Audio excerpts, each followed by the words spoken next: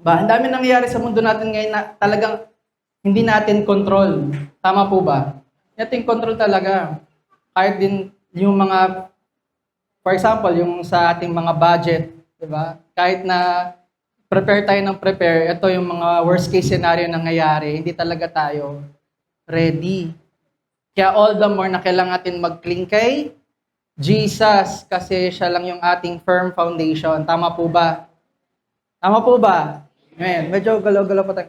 Medyo galawin-galawin niyo po yung, yung mga kapitbahay niyo. Sabihin, uy, gising ka muna. Ayan. Samahan niyo po ako para bulayin natin yung salita ng Diyos. Ngayon po, ang aking pong i-share or ni-reveal po sa akin ni Lord i-share ngayon is God's Kingdom of Grace. Sabay-sabay po natin sabihin. 1, 2, 3. God's Kingdom of Grace. God's Kingdom of Grace. Sa panahon natin ngayon, di ba, ang daming mga tao na entitled. Tama ba? Daming taong entitled sa kanilang mga profesyon, sa kanilang mga estado sa buhay. Luckily, tayo mga grace people, we cling to Jesus and nothing else. Pero may mga ibang Christians din, to be honest, di ba, na nagre-rely sa kanilang, siguro sa seniority nila, or sa dami ng alam nila, or sa dami ng ministry nila, and everything, alam na natin yan. So, paano ba gumagalaw yung kingdom ni Jesus? Paano ba gumagalaw yung kingdom of grace? So, yung pagbubulayan po natin ngayon, isiikot lang po sa Matthew 20. Ito po yung the parable of the workers of the vineyard. So, bago po tayo pumunta doon, kunin po natin yung buong context ng story bago dumating sa parable. So, sa Matthew 19, sige po, sa Matthew 19:16-30, kung familiar po kayo, ito po yung kinausap po si Jesus ng rich ruler. Yung rich young ruler. Rich na, young pa, ruler pa, leader siya. So, dito po, alam na po natin ito, nagtanong si rich young ruler kung paano niya makukuha yung eternal life. So, basahin po natin muna in context po. No? So, sabi mo sa verse 16, just then a man came up to Jesus and asked, Teacher, what good thing must I do to get eternal life? Ano yung kaya kong gawin or mabuti kong kayang gawin para makuha ko yung eternal life? Sabi ni Jesus, why do you ask what is good? Jesus replied, there's only one who is good. If you want to enter life, keep the commandments. Sabi niya, which ones? Sabi ni rich young ruler. Jesus replied, you shall not murder, you shall not commit adultery, you shall not steal, you shall not give false testimony. Tapos sabi naman honor your father and mother and love your neighbor as yourself. Sabi niya, all these I have kept. Lahat yon, Lord, sinunod ko. Actually, hindi pa nga Lord, sabi niya, parang good teacher, di ba? All I have kept. What do I still? Ano pa bang kulang? Diba? Medyo mayabang si rich young. Siguro kasama din sa pagiging young is yung pagiging naive mo sa mga bagay-bagay. So lahat yun nagawa niya na, which is imposible, di ba? Yung sa adultery pa nga lang tignan mo pa nga lang yung kapwa mo na merong ibang pagtingin. That's considered adultery na. So imposible na nasunod niya lahat ng commandments. Imposible. Kaya sabi, Jesus answered, if you want to be perfect, hindi na nga sinabi ni Jesus, if you want eternal life, di ba? Kasi nakita na ni Jesus, hindi niya talaga, ang gusto niya, parang ano bang tawag, validation, di ba? Paano ko pa mo ko? Lahat naman nagawa ko na So parang inisip niya, so ibig sabihin, makukuha ko na yung eternal life, di ba? Sabi nga sa John 3:16, for God so loved the world that He gave His only begotten Son, that whosoever believes in Him shall not perish but have everlasting life. So ang secret to eternal life is believing in Jesus. Hindi, naniniwala siya dun sa kanyang sariling kakayanan. Kaya, ang sabi ni Jesus, imbes na ituro siya sa eternal life, tinuro siya, if you want to be perfect, kung gusto mong maging perfect, kung gusto mong maging kompleto, go sell your possessions and give to the poor, and you will have treasure in heaven. Then come, follow me. When the young man heard this, he went away sad because he had great wealth. Amen? Hindi niya kayang gawin lahat. Hindi talaga. Kung gusto niya maging perfect, kailangan niyang iwaksi lahat ng kanyang kayamanan at sundan si Jesus. Kasi nga pinapakita lang din na yung only way para lang magkaroon siya ng eternal life is to follow Jesus, hindi yung kanyang self-effort. So ito po yung buod niya. Ngayon, when Jesus said to this disciple, "Truly I tell you, it is hard for someone who is rich to enter the kingdom of heaven." Ngayon, yung rich yung ruler tuloy, yung naging example kung gaano kahirap makapasok yung isang katulad niya sa kingdom ni Jesus, sa kingdom of heaven. Again, I tell you, it is easier for, medyo metaphoric, for a camel to go through the eye, medyo irony nga eh. A camel to go through the eye of a needle than for someone who is rich to enter the kingdom of God. Ang ibig sabihin lang po niyan, imposible makapunta sa kingdom. Yun. Imposible. Kasi, imposible nga naman na pumasok yung isang kamelyo doon sa butas ng sinulid. Ay, ng karayom. Binutas ng sinulid daw. Baka may butas. Pwede naman. Butas ng karayom. Imposible. Kahit itry natin, di ba? So, when the disciples heard this, they were greatly nagulat sila parang astonished and asked, "Who then can be saved?" Sino maliligtas? Sabi ni Jesus, yun na nga, double down, sabi niya, "With man this is impossible, but with God all things are possible." Diba? Kaya nga po, yung pagiging Christian, hindi po siya imposible. Imposible yung maging isang full-blooded Christian kung wala si Jesus. Kasi kung Christian ka lang, at ang sinusundan mo ay yung good deeds lang, talagang you'll fall from grace. Hindi ka talaga magiging Christian. Wala yung Christ dun sa pagiging Christian. Tama? Kaya imposible maging isang Kristiyano kung lagi ka lang maniniwala. Actually, hindi nga pwede na Jesus tapos sarili. Dapat Jesus exclusively lang. Tama? So, sabi ni Peter, "Lord, we have left everything to follow you. What then will there be for us?" Medyo mayabang pa. Ito na naman si Peter, sabi niya, lahat naman, Lord, iniwan namin para sa iyo. So, ano yung para sa amin? Diba? Nanghihingi siya ng reward, ng kapalit, para bang may equivalent exchange. Yung pagsunod ni Peter kay Jesus. Nadamay pa ngayon yung 11 disciples pa. Kasi lahat naman kami, Lord, iniwan namin para lang sundan ka. So siguro naman, parang ganun yun, so siguro naman meron pang para sa amin. Sabi ni Lord, Jesus said to them, "Truly I tell you, at the renewal of all things, when the Son of Man sits on his glorious throne, you who have followed me will also sit on 12 thrones, judging the 12 tribes of Israel. And everyone who has left houses or brothers or sisters or father or mother or wife or children or fields, for my sake will receive 100 times as much and will inherit eternal life." So, pagsunod kay Lord, merong reward. Actually, mauuna muna yung He will make us sit on the throne. So, we will be eternally rested muna. And then, we will inherit 100 times as much and eternal life. Tapos po, sa pinakalas sabi niya, "But many who are first will be last, and many who are last will be first." So ito pong same passage na to, mauulit po ito ulit dun sa parable na pag-uusapan po natin, which is Matthew 20. At hindi po tayo lalayo doon, talaga magko-concentrate lang po tayo dun sa verse na yan. So balikan lang po natin, no? Sabi po ni Peter, "We have left everything to follow you." Sino po lagi siguro po kung familiar po kayo, kung dati na po kayong umattend sa mga ibang churches or sa nung mga bata pa tayo, di ba? Lagi natin narinig, "Ako nga eh. Ginawa ko na lahat. Ginawa ko to." So, minsan sa pastor narinig ko, "Ginawa ko to, sinunod ko to. Ako na nga lagi gumagawa nito eh. Diba? Ako na nga naglilinis yung ganito, ganyan, ganyan. Tapos ako na nga nagtuturo, tapos Wala pa kayo. Parang ganon, di ba? Hindi dito sa ibang church. Hindi dito. Pariwanag lang Parang hindi ko pa nakikita si pastor na naggaganon kahit kailan. So para lang pumali, kahit balikan niyo po yung ibang video, tingin ko wala. Pero po sa dati naming simbahan po, or sa dati naming, or sa kinalakihan ko po, di ba, ang lagi sinasabi is, obedience is better than sacrifice.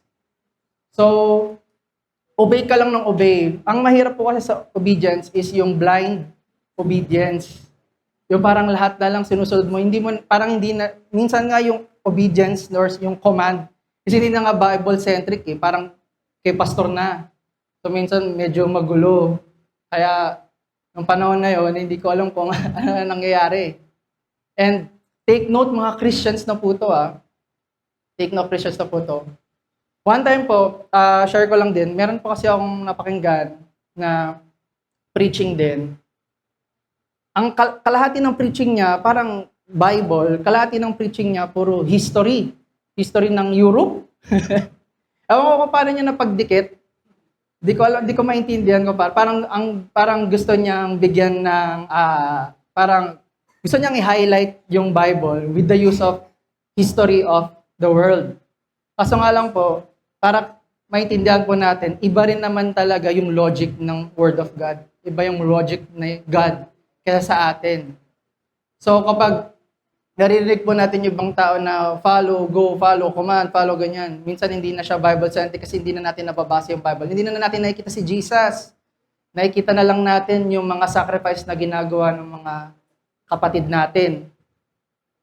Kasi nga, ang nakikita lang natin sa kanila is yung effort nila. Diba? Minsan kasi sabi, yung siguro isang linya na naalala ko ng bata ko, sabi niya, meron pong elder sa church, ang sabi niya, kita mo yung mga bata ngayon, sila lang magtutuloy ng race natin. Tayo, nasa finish line na. Sabi ko ba? Di ko alam, meron palang karera. Di ko alam. Sabi ng matanda, sa wakas makakapagpahinga na ako. Na para bang may medal pagdating sa dulo. Ang galing mo. Ang galing mo, elder. Ikaw na talaga. Hayaan mo naman yung mga bata. Na para bang doon na matatapos yung ginagawang service para sa pagpapakalat ng ebanghelyo. Na para bang, ito na, okay na, nakamit ko na. Katapos na, tagumpay, yes! Lord, kunin mo na ako! Parang ganun, di ba? Pero hindi, di ba? Kasi ang na-highlight lang dun is yung effort ng tao. Kahit ba naiwan mo na lahat yan, or you have left everything to follow you. Ganyan. Kung lagi mo lang titignan yung sarili mo, useless din. You will not experience the promises of the Lord. So, push forward po tayo sa Matthew 20. So, ito po yung parable ng mga workers dun sa vineyard. So, pagkatapos po nun, nung chapter na yon, ito na pa talaga yung immediately na sumunod. So, basahin lang po natin siya in full, tapos himay-himayin po natin siya after. Okay? Sabi po sa Matthew 21:16, for the kingdom of heaven is like a landowner who went out early in the morning to hire workers for his vineyard. So yung kaharian ng langit ay parang, ano bang landowner sa Tagalog? Parang may-ari ng lupa. Asyendero, ayan, pwede. Asyendero. Na umalis ng maaga para lang maghanap ng mga trabahadores. Yan siya. Trabahadores, lalim. Lalim, tol. Ano ba yan? Trabahador. He agreed to pay them a denarius for the day and sent them into his vineyard. So, kung di po kayo aware, yung denarius po is 1 day wage po ng panahon nila. Denarius po siya. So, ano siya? Silver coin siya. About 9 in the morning, malis ulit siya. About 9 in the morning, he went out and saw others standing in the marketplace, sa palengke, doing nothing. He told them, you also go and work in my vineyard, and I will pay you whatever is right. So, they went. They went out again about noon and about 3. So, nakakailan na siya? Umalis siya ng umaga. So, yung pag-umaga po, ang sinasabi natin, 6 a.m. Tapos umalis siya ng 9 Tapos ngayon, he went out agad about noon, so 12 noon, and about 3. 3 in the afternoon, 4 na beses. And did the same thing. And about 5 in the afternoon, so 5 na. 5 in the afternoon, he went out and found still others standing around. He asked them, why have you been standing here all day, long doing nothing? Sabi naman nila, because no one heard us. They answered, and he said to them, you also go and work in my vineyard. So, yung asyendero, lumabas siya ng 5 beses. Alam niyo na po, ibig sabihin ng 5, di ba? So, 5 beses siya lumabas para maghanap ng trabahador, iba-ibang oras. When evening came, the owner of the vineyard said to his foreman, call the workers and pay them their wages. Bayaran mo na sila. Beginning with the last ones hired and going on the first. So, mauuna muna yung mga na-hire nung alas 5, tapos nung alas 3, nung alas 12, nung alas 9, tapos nung alas 6 ng umaga. So, di ba? Parang baliktad.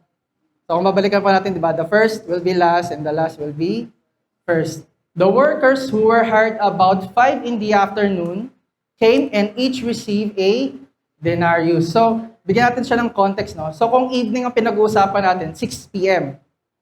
So, whole day's work siya from 6 a.m. to 6 p.m. So, yung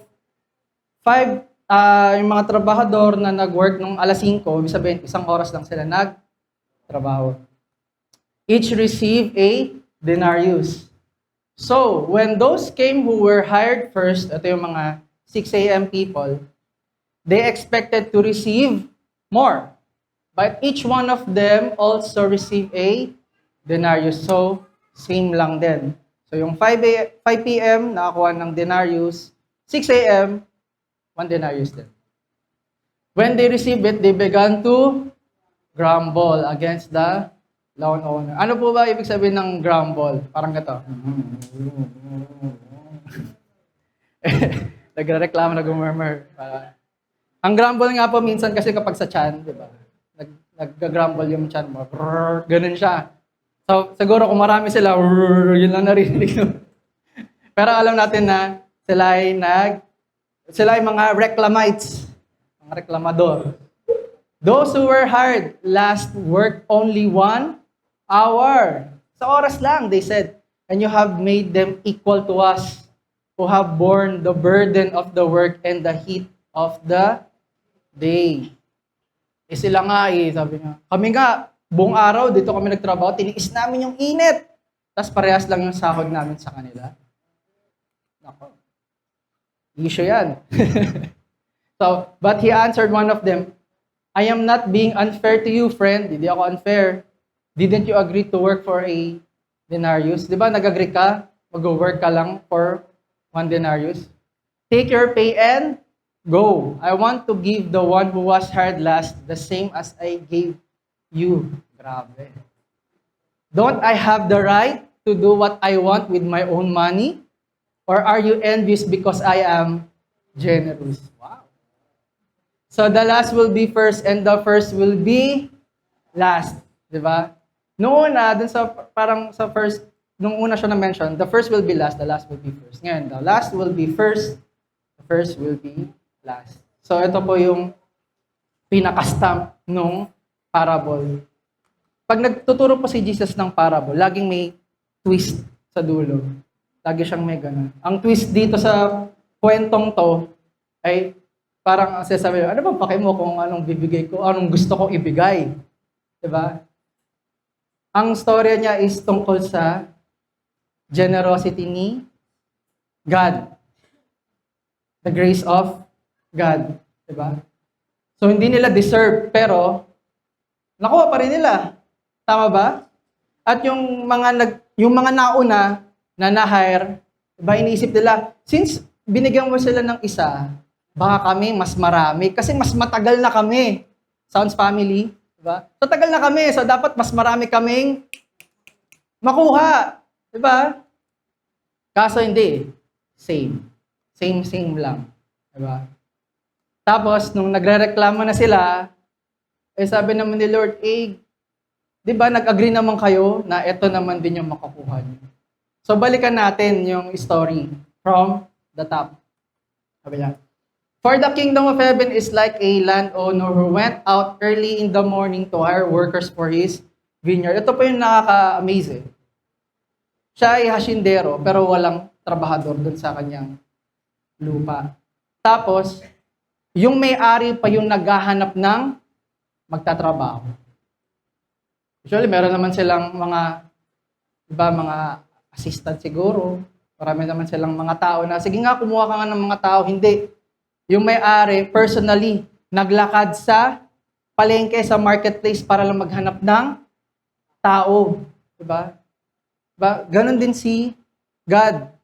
Pag namimili siya ng kanyang mga tao, siya mismo ang pumipili. Siya mismo ang nag-select, di ba?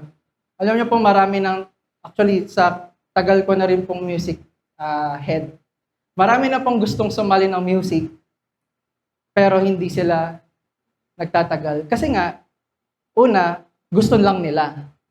Pangalawa, hindi sila sinelect ni God. Many are called, but few are chosen, di ba? So kahit na ipilit mo yung sarili mo, kung makikita naman ni Lord na, para lang sa performance, dahil lang gusto mo lang, hindi siya para sa'yo. Tama po ba? Ganon din sa mga tao na gusto rin sumali din sa mga church, kahit sa ang church, di ba? Kung gusto mo lang, pero wala naman yung heart, di ba? To serve, hindi naman nakikita si Christ sa'yo, talagang hindi ka magtatagal. Talagang hindi ka select. Amen. Pero, we always look for the people who are undeserving. Katulad ng mga taong hinanap ng may-ari. Nakatayo lang sila sa palengke. Doing nothing nakalagay doing nothing. Wala nga silang ginagawa eh. Diba? Siguro sa listahan ng requirements na hinahanap mo para magtrabaho para sa'yo, yung doing nothing siguro yung pinakahuling gusto mo makita, diba? Diba? Ayaw mo makita, wala naman pala siya ginagawa. Bakit ko siya kukunin? And yet, yun yung kinuha nung landowner. Those people who are doing absolutely nothing. Hindi sila deserving, wala silang requirements, wala, bagsak. Dapat, di natin alam kung ino itsura nila eh. Siguro nakatayo lang siya, ganyan lang. Or ganito lang, ganyan. Di ba? Ganyan lang yung itsura nila. O sige, pwede na yan, di ba? Yun yung sinelect ng landowner. Tapos bibigyan pa siya ng one-day wage. Di ba? Grabe yung favor. Binigyan ka na ng trabaho, meron ka ng sahod kahit hindi ka pasok. So, yun nga. Balik tayo doon. Morning, he hired workers for his vineyard. He agreed to pay them a denarius for the day and sent them into his vineyard. About 9 in the morning, he went out and saw others standing in the marketplace. Siguro madaming nakatayo dun sa palengke doing nothing, no? He went and saw others, plural. So, ibig sabihin, marami nakaganon. Bakit ano bang meron doon sa marketplace doon? May mga nakatayo lang, walang ginagawa. So, sabi doon, ito po yung nakaka-amaze eh. Sabi po nung landowner, "You also go and work in my vineyard and I will pay you whatever is right." Hindi sila inoferan ng denarius. Sabi lang, "I will pay you whatever is right. Whatever is just. Whatever is correct." Diba? Ibibigay ko sa inyo. Kaya nakaka-amaze, nung pagdating sa dulo ng kwento, binigyan din sila ng isang denarius din, pantay din dun sa nakuha nung mga workers nung 6 a.m. Kasi yun yung right para dun sa landowner. So he went out again about noon and about 3 in the afternoon and did the same thing. So ibig sabihin, hanggang nung dumating yung 5 in the afternoon, hindi niya inofferan ng denarius. Ang sinabi lang niya, "I will pay you whatever is right." So ibig sabihin, walang expectations yung mga na-hire from 9 to 5 p.m. na makakakuha sila ng the same wage na makukuha rin nung mga 6. Tama? Wala silang expectations. And yet, nagkaroon sila ng work. And yet, nagkaroon sila ng sahod. Sabi nun, he asked them, why have you been standing here all day long doing not? Ano bang ginagawa ninyo? Bakit nakatayo lang kayo? Wala kang ginagawa. Diba? So, siguro, tinatap ni Lord yung mga taong walang ginagawa. So, walang ginagawa nyo, parang wala kayong ginagawa. Kaya mag-work kayo sa aking vineyard, sa aking kingdom. Kasi wala naman nag-hire sa amin because no one has hired us. Wala naman nang nag-hire sa amin. Bakit kami magtatrabaho? Diba? Bukod sa wala na nga silang requirements, or bagsak sila, walang may gusto sa kanila. Yun. Because no one has hired us, past tense. So, ibig sabihin, siguro trinay na nila, wala talaga, o wala talaga, men. Apply ako ng apply, send ako ng send, siguro kung kung makabago mundo yun. Send ako ng resume. Wala, ako, nag-ghost ako. Walang tumatawag pabalik. Walang may gusto sa akin. Hindi ako ma-hire. Nakakainis. Kaya sabi naman niya, sige, you also go and work in my vineyard. Sige, kayo din. Sige, magtrabaho na rin kayo, di ba? Look how good God is. Nakita niyo po ba? So, when evening came, ito na po the owner of the vineyard said to his foreman, called the workers and paid them their wages, beginning with the last ones hired and going on the first. The workers who were hired about 5 in the afternoon came and each received 8 denarii. Siguro nagulat din sila. Kasi alam na, nung panahon na yon, isang denarius is 1 day wage. So, ibig sabihin, well-known fact na yun, kapag binigyan ka ng isang denarius, ibig sabihin, kasi nung panahon na yan, ang trabaho nila is 10 hours. So, sa loob ng 10 oras, ito na yung sahod mo. Hindi naman sila nagtrabaho ng 10 oras eh. Pero nakakuha pa rin sila ng 1 day's worth. Minimum wage, tama po. Minimum wage. Diba? Lagi natin hinaharap yung minimum wager. Nakakuha pa rin sila ng, magkano yung minimum wage ngayon? 700? 600? Hindi ko na alam. Above minimum! Woo! Hindi po. Di lang ako aware. So, nakakuha sila ng minimum wage. Kaya siguro, dahil nga nakapila sila, saan ka nakakita, di ba? Yung papasawaran mo nakapila. So, ibig sabihin, may kita nung nasa dulo, sabi, aba, isang denarius, 1, 2, 3, 4, di 5 din sa akin. Di ba? Kaso 1 hour eh. 6 ako, 6, 7, 8, 9, 10, 11. O magbe-break time ako, 12, 1. 1, 2, 3, 4, 5. 10 hours. Ay, pwede rin 11 hours. O kung meron silang break.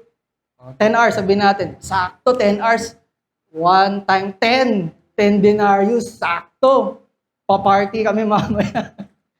Or yun lang naisip natin. Pero dahil nakapila sila, kitang-kita. Diba? Mga ganun-ganun pa yun sa sahod. So, when those came who were hired first, they expected to receive more. So, yun na nga. But each one of them also received a denarius. So, hala, yun lang. Sila nga di ba? Yun na yung sinasabi natin, comparison is the thief of joy. Kasi, nako-compare mo na, sila nga Isang oras na nagtrabaho, kami, 10 hours. Tapos, same lang. At ganun, parehas lang.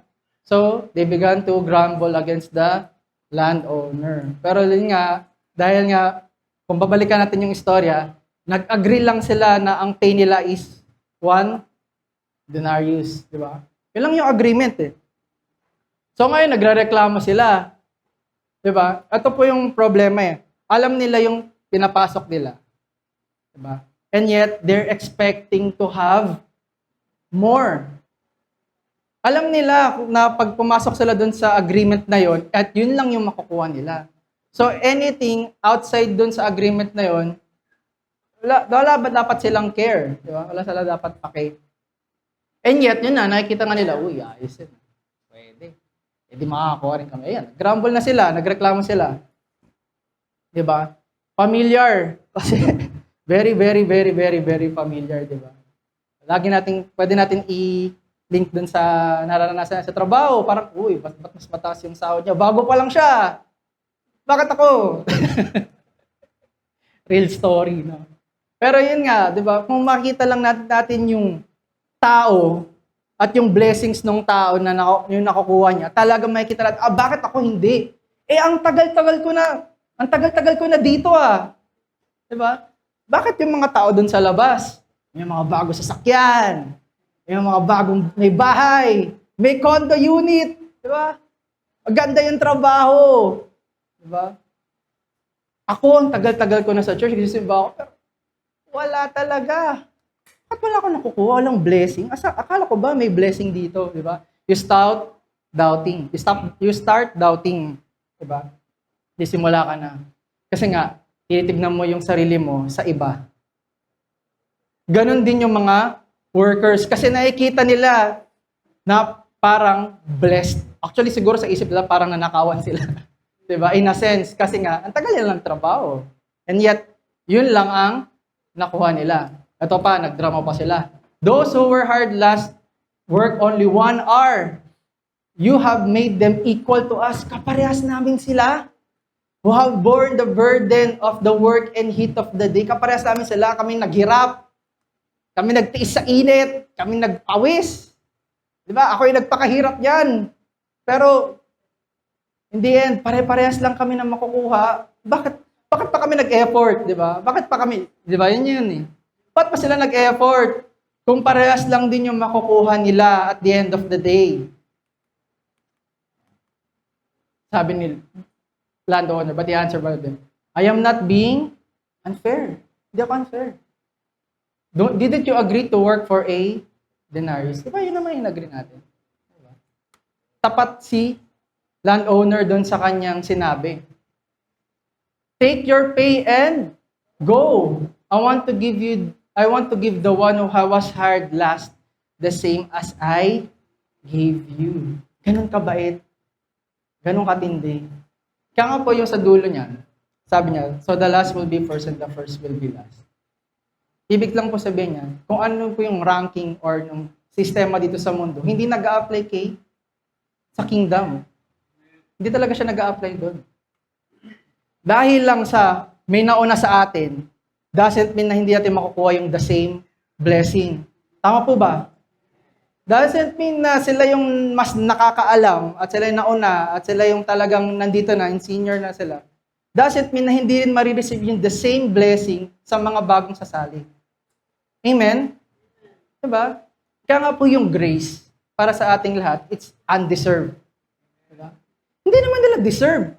Diba? Actually, in the first place, hindi nga sila ka-hire eh. Diba?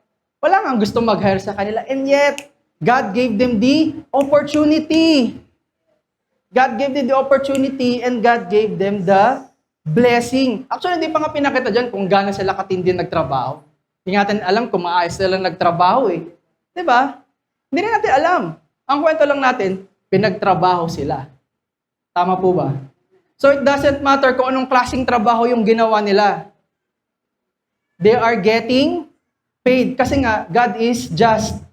So, kailangan niyang ibigay yung dapat doon sa kanyang trabahador. Tama po ba?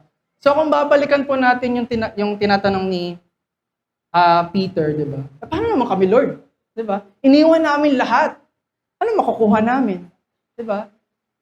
Pag ganun ang pagtingin natin sa ating mga ginagawa, we will always fall from grace. Kasi hindi natin nakikita yung blessings na binibigay ni Lord. Kaya Jesus is speaking through us in the parables. Na, wait a minute lang lahat kayo makakakuha ng pantay-pantay na blessings. Lahat equal. Ibig sabihin si Lord walang favorite. Lahat tayo favorite. Tama? Don't I have the right to do what I want with my own money? Wala bang kakayanan si Lord na gawin yung gusto niyang gawin sa kanyang grace, sa kanyang blessing? For sure, meron. Siya nga nagbibigay ng blessing. Lahat ng meron tayo ngayon galing kay Lord. Kung tutusin nga sa isang ganun lang, pwede niya ring kunin. Pero hindi niya ginagawa. Diba? Or are you envious because I am generous? Meron ba tayong ganun? Naiinggit ba tayo kay Lord kasi ang bait niya? Bigyan ko po kayo ng one example. Yung kaibigan mo, meron siyang mga bagay na wala ka. Sabi mo, Lord, bakit ang bait mo sa kanya? Bakit sa akin hindi? Ako nga yung umatin, di ba? Ako nga umatin ako ng church, Lord. Di ba? Lagi ako nagpe-pray. Minsan nga umiyak pa nga ako bago matulog. Nagpe-pray kasi gusto ko magkaroon ng gato, gusto ko magkaroon ng ganyan. Na para bang si Lord ay isang genie na kapag ginawa mo yung lampara 3 beses, 1, 2, 3, prak, lalabas si Lord. Anong gusto mo? Tapos matutupad na, mangyayari na. Diba? Your wish is my command. Hindi naman ganun, hindi naman si Lord wish granter. Hindi. Diba? Si Lord, problem solver. Pero hindi siya granter ng wish. Kasi kung i-grant niya lahat ng wish natin, baka gumuho na yung mundo nating lahat. Kung tutuparin niya lahat ng wish natin. Kasi hindi natin alam kung positive or negative. So yung kainggitan dun sa generosity, Lord, sa ibang tao is being envious to Him as well. Kasi nga, yung object ng kinaiinggitan mo, yung dun din nang gagaling yung blessing. Dun din binibigay yung blessing. So parang in a way, kina-question natin si Lord. Kaya nga po, nung binabasa ko po ito kagabi, nagulat din ako kasi maraming tao sa ating, or marami tayong mga kapatiran, ganto talaga. Ang tagal ko na sa church Pero yung blessing, wala. Tapos ang sinasabi ng, okay lang, magsipag ka lang, di ba? Kahit na anong mangyari, kahit gaano kahirap, kahit na walang pera, di ba't laging masaya? Ngayon po, pag wala tayong pera, hindi tayo magsusurvive talaga. Kung wala akong pera, baka wala rin akong panggas. 90 pesos ang gas, Diyos ko. Wala na nga akong pera, hindi na rin ako masaya. Tapos, ganyan lang ang buhay kung na kay Jesus. Diba? Ganun ba talaga ang buhay pag na kay Kristo? Diba? Maraming trials and tribulations, maraming persecutions. Diba? Ang pangako is to just persevere. Amen? At habang nagpe-persevere ka, the Lord will give you blessings. The Lord will give you His grace. Sabi, diba, kung naalala niyo po yung share ko po last time, diba? Sabi nga po kay Paul, my grace is sufficient. My grace is made perfect in your weakness. Diba? So itong nararanasan nating kahinaan ngayon, it will make us stronger. The grace of God will make us stronger. Tama po ba? Kaya po, balik tayo. Balik pa tayo dun sa sinabi ni Peter. Sabi niya, wait lang po. Ayan. Kaya nga po sinasabi na, madali lang talaga kung kung ako iiwan ko lahat para lang sundan si Lord, merong reward. Merong reward. Na para bang, ang pinapakita dito, mali yung perspective ni Peter kasi baka sumunod lang siya kasi merong may kapalit. Pero kapalit. Diba? Diba? To be honest po, lahat po tayo na pupunta sa church. Minsan pupunta tayo kasi alam natin merong kapalit. Pero kapalit. Ay, pupunta ako sa church kasi malalaman ng mga kaibigan ko, wow! Christian! Di ba? Wow, Christian siya. Ito po, lagi ko napapansin medyo, siguro po kayo po mag-confirm sa akin. Habang tumatanda ka, mas madalas ka pupunta ng simbahan. Lalo na po sa Catholic Church mo, marami talaga mga matatanda po sa simbahan. Minsan po, naisip ko, siguro kasi, madami silang ginawang kasalanan nung kabataan nila. Kaya ngayon sila ay nagre-repent. Hindi ko po alam kung totoo Pero kasi po, yun po yung napapansin ko. Diba? Yung mga pinakamarurugdob talaga. The oldies.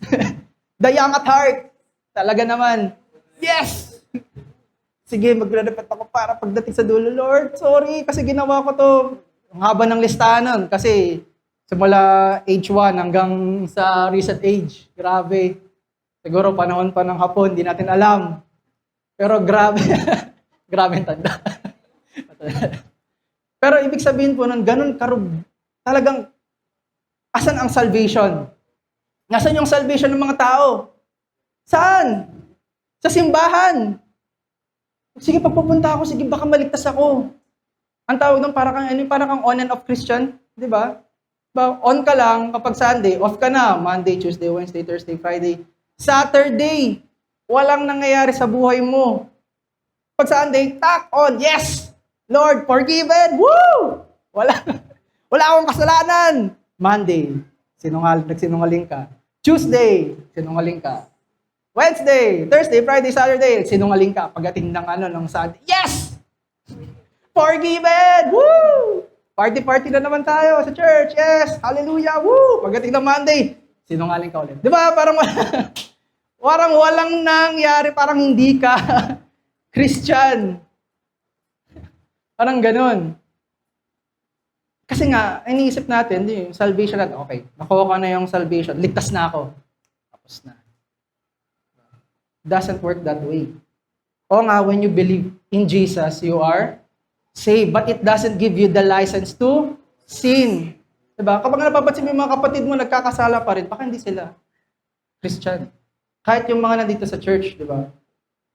Real talk tayo guys. Real talk tayo. Pwede dyan, real talk tayo. Jason, real talk tayo. Tin, real talk tayo. Diba? Real talk lang po. Kahit sa mga Christians, kahit sa mga kapatiran natin, diba? Nakikita natin Monday, Tuesday, Wednesday, Thursday, Friday, Saturday. Hindi sila Christian. Ikaw, Christian ka kasi buong buhay mo, Christian pangalan mo. Pero yung buhay mo, walang Christ. Diba? Pagdating ng Sunday, tutugang kami, yes, woo! Tapos gano'n kami. Forgiven! Tapos Monday, gano'n na naman. Diba? Nakakaawa. Actually, nakakaawa. And, ang ganda rin ng ni-reveal ni Lord kasi pinapakita din dito na kahit yung mga kasama natin, undeserving din. Diba? They're really undeserving of the grace of God. Siya nga umiinom nga siya. Ako nga hindi eh. Diba? Pero, equal sa paningin ng Diyos. Diba? Siya nga may vices eh. Siya nga, puro siya. Kasi nga, you compare yourself to other people. Kasi nakikita mo, ang bait ni Lord sa kanya. Bakit sa akin? Bakit sa akin hindi? Diba? Ako yung nauna. Pero siya yung binibless. At ganun. Diba? Kasi hindi ka na naniniwala. Nagda-doubt ka na. You have to believe in the power of Christ. Kaya nga po, ang ganda talaga na revelation niya. Sabi, the first will be last will be first. Because, kung titignan niyo po siya, parehas lang naman ibig sabihin niya eh. It doesn't matter kung sino mauna. It doesn't matter kung sino mahuli. We're all the same. Parehas lang tayo. Sa mga first, kung ang pinapakita na pinagmamalaki nila kung ano meron sila, entitlement nila, hindi sila makakapasok sa langit. Amen? Bakit? Kasi hindi sila naniniwala kay Christ. Naniniwala sila sa kanila. Kasi sabi na nila, yes, para kay Jesus, pero sa actions, wala. Diba? Tawag natin doon, lip service. Kasi, puro bunganga. Puro nga, wala, puro ngawa. Ganun lang. Pero yung mga last, sila yung mga humble. Alam mo bakit? Kasi huli sila. No expectations. Diba? Kakarating ko lang eh. Wala naman ako abutan. Hindi ko alam kung ano nangyari. Pero nandito ko kasi dinala ako ni God. Yun na yun. Diba?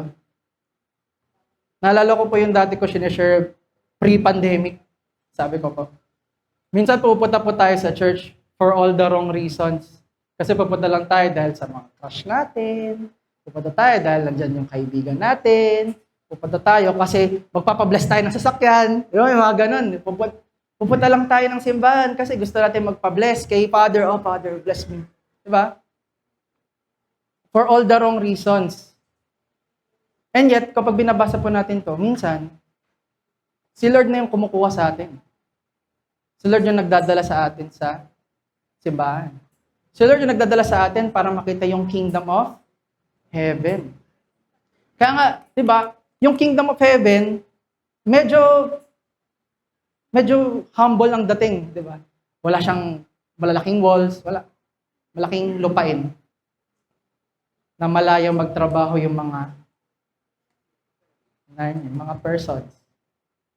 Tapos, the same reward, the same blessing. Kaya tignan nyo yung mga katabi ninyo. Tignan nyo kung silang equal tayo. Equal tayo in blessing. Equal tayo in grace. Tama? Tama po ba yon? Amen po ba?